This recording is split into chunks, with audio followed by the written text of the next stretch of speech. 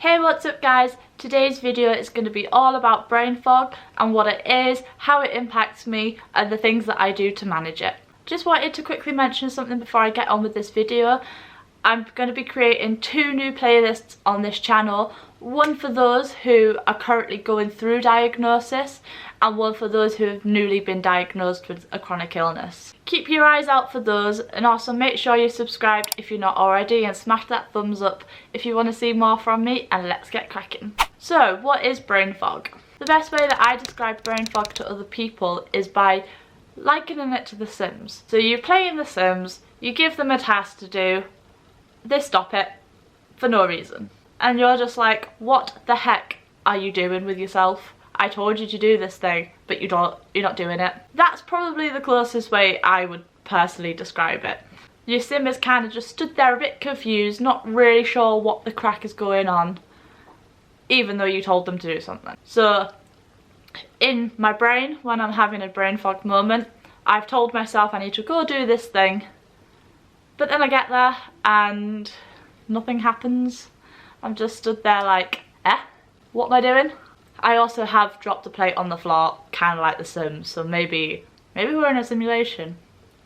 Anyone and everyone can suffer with brain fog, as it isn't exclusive to chronic illness. It impacts your ability to concentrate, your ability to focus, your memory, particularly short-term memory problems, and general cognitive dysfunction. So as you can imagine, it can make your day-to-day life quite hard when your brain just keeps fogging up. Brain fog can be caused by a number of different things.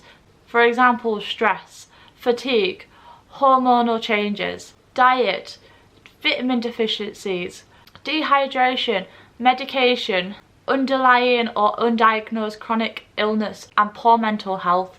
All of these things can factor in to brain fog. As we've just learned, there are a number of factors that can play into causing brain fog, especially if you've got chronic illness, and these sort of things set you off anyway. Personally, I like to think of brain fog as a spectrum, so depending on what I've done that day or how I'm feeling is how it impacts my brain fog. So how does brain fog impact me? For starters, I end up slurring my words quite a lot, which can often make me sound drunk. Sometimes I say words in the wrong order, or sometimes I will argue my case that I'm saying the right word, but in reality I mean something completely different.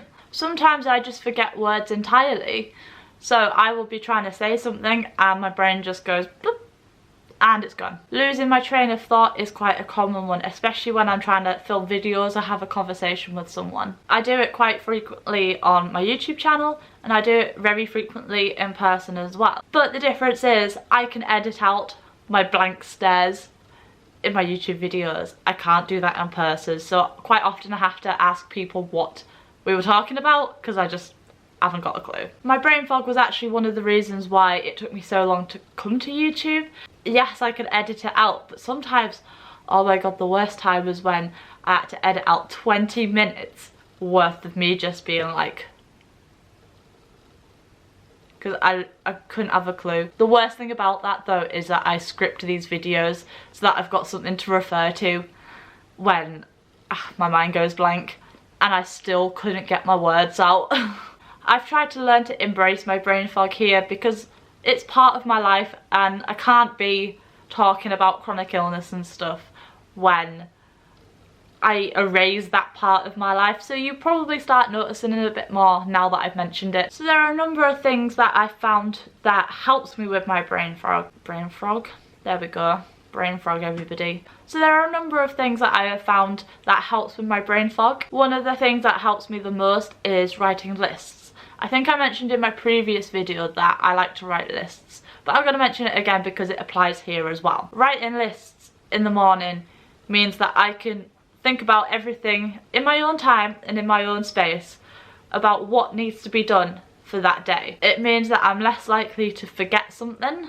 It means that I'm more likely to actually do it because it's there written down. And it just means that it's not gonna get ignored. When it comes to brain fog, it's easier to break tasks down into smaller chunks so that it's easier for you to get through each section rather than worrying and tackling the whole thing at once. So for example, if you're writing a report for university, do paragraph by paragraph, but then write specific notes about what that paragraph is going to be about, so that when you come back to it later, you know what you're talking about and you know what you're doing. I've also found that writing pros and cons lists for decision making really useful. Obviously you won't need a pros and cons list when it comes to choosing where you're going to go have some food or which takeaway you're going to order from, but for like bigger decisions then. This way, once again, you can break it all down into smaller chunks, think about it all, it's all there in front of you, and you can understand it a bit clearer rather than thinking it all in your head. It's there down on paper for you to look at and for you to refer back to as well later on if you decide that you don't want to make a decision right now. Trying to improve your sleep patterns is also another good thing.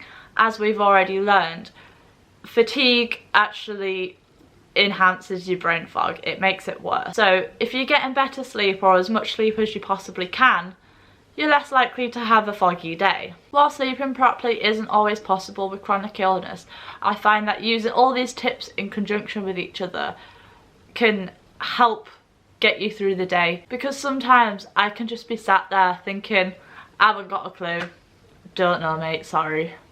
Like my Sims, they'll just stand there and put their arms up in the air like, don't know, sorry. There are probably loads and loads of other different things that you can do to help with your brain fog. These are the ones that I personally find useful, but let me know in the comments below if you've got something that helps you personally, because I'd be really interested to know. Make sure you're subscribed if you aren't already, and I'll see you next time. Bye!